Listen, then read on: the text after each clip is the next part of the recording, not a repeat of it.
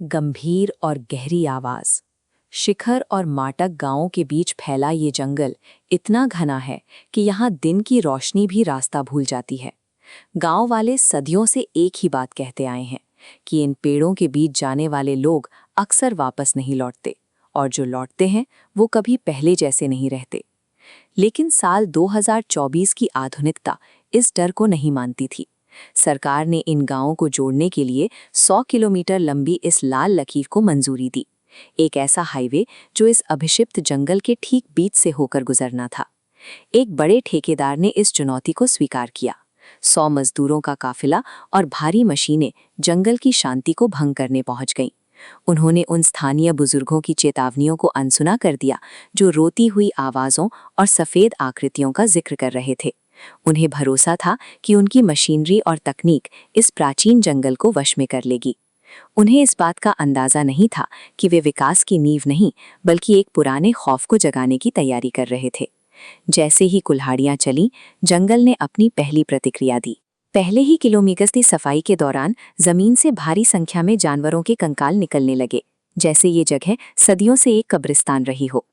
10 kilometre के निशान पर पहुंचते ही माहौल और भी भयानक हो गया। मिट्टी के नीचे से 2 इंसानों के कंकाल मिले, जिनके अवशेष इन पेड़ों की जड़ों में बुरी तरह उलझे हुए थे। पास ही मिली ये रुकी हुई पुरानी घड़ी इस बात का सबूत थी कि ये जंगल सालों से इंसानों को निगल रहा था। दहशत तब और बढ़ गई जब एक मजदूर काम करते करते अचानक बेदम होकर गिर पड़ा।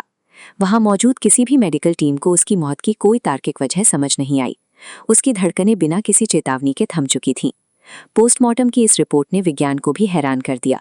गले की हड्डियों पर गहरे और नुकीले निशान मिले थे, जो बिल्कुल किसी इंसान के दांतों द्वारा बेरहमी से काटे जाने जैसे लग रहे थे। कैंप में मौजूद हर शख्स को अब समझ आ गया था कि वे अब किसी कंस्ट्रक्शन प्रोजेक्ट का हिस्सा नहीं रहे, बल्कि एक ऐसी अदृश्य ताकत की जद में है जो उन्हें एक एक करके निशाना बना रही है। रात होते ही कैंप का सन्नाटा चीखों में बदलने लगा। मजदूरों ने अपने टेंटों के बाहर अजीब सी आहटें और किसी के लगातार रोने की आवाज़ें सुनी। अंधेरे में पेड़ों के पीछे से कोई उन्हें लगातार देख रहा था। अगले दिन एक और मजदूर की लाश मिली। उसकी गर्दन पर भी वही निशान थे। अब ये साफ था कि जंगल के भीतर कोई चीज़ अपनी सरहद की रक्षा कर रही थी। हार मानकर ठेकेदार ने गांव के उस बुजुर्ग को बुलाया जो 50 साल पुरानी उस कहानी का इकलौता गवाह था, जिसे लोग भूलना चाहते थे। उसने बताया कि यहाँ कभी एक बस्ती थी जहाँ मोहिनी नाम की एक औरत रहा करती थी। जब गांव में रहस्यमयी बीमारियां फैलने लगीं तो लोगों ने मोहिनी पर तंत्र मंत्र और काला जादू करने का झूठा आरोप लगा दिया। नफरत इतनी बढ़ गई कि गांव वालों ने मोहिनी को जिंदा जलाने का फैसला किया। इस आग की लपटों के बीच झुलसते हुए उसने कसम खाई थी कि वो इस जंगल की मिट्टी को छूने वाले हर इंसान का लहू पिएगी। आज वही 50 साल पुराना इंतकाम मशीनों के शोर से जाग उठा था। मोहिनी की राख को दबाकर जो जंगल खड़ा हुआ था वो अब अपना हिसाब बराबर कर रहा था। घबराए हुए ठेकेदार ने एक प्रसिद्ध तांत्रिक को मदद के लिए बुलाया। जंगल में कदम रखते ही उसने महसूस किया कि यहाँ की हवा में एक अजीब सी भारीपन और कड़वाहट है। आधी रात को जब हवन की अग्नि जलाई गई तो पहली बार वो साया सामने आया। आग की रोशनी के ठीक बाहर मोहिनी की आकृति खड़ी थी। उसका आधा चेहरा जला हुआ था और उसकी आंखों में जलता हुआ आक्रोश साफ दिखाई दे रहा था।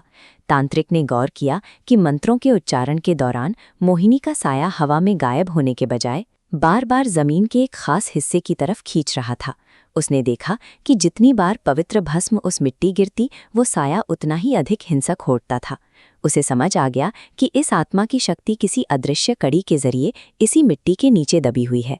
तांत्रिक के निर्देश पर उस जगह की गहरी खुदाई की गई। घंटों की मेहनत के बाद मिट्टी के नीचे से एक पुराना पत्थर का घेरा उभर कर आया। ये एक भूला बिसरा कुआं था जो निर्माण के नक्शे में कहीं नहीं था। इस कुएं की गहराई में मोहिनी के वे अवशेष और राख छिपी थी, जिसे 50 साल पहले ग्रामीणों ने दुनिया की नज़रों से छिपाने के लिए यहाँ फेंक दिया था।